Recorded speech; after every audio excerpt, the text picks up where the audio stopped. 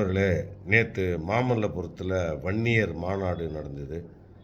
மிக பிரம்மாண்டமான மாநாடு. பல லட்சம் இளைஞர்கள் வந்திருந்தார்கள். அதில் படித்த மருத்துவர்கள் பேசுகிறார்கள்.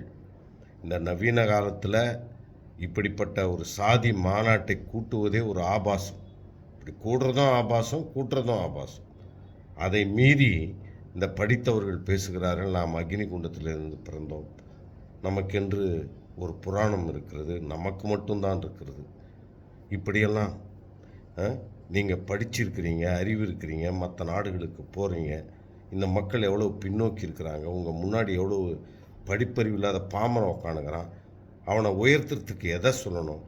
பகுத்தறிவையும் சாதி ஒழிப்பையும் சொல்ல வேண்டிய நீங்கள் பல லட்சம் கோடிகள் சம்பாதித்த பிறகும் இன்னும் அந்த பண வெறியில், அந்த அதிகாரம் தருகிற சுகத்தில், அதற்காக ஒரு குடும்பமே திட்டமிட்டு இப்படி இளைஞர்களை பாழாக்குறீங்களே, இது சரியா? இப்படி அவன் சாதி சாதியாக பிரிஞ்சான்னா இந்த நாடு உருப்பிடுமா? தென்னாட்டில் எங்கேயுமே இது மாதிரி இல்லையே.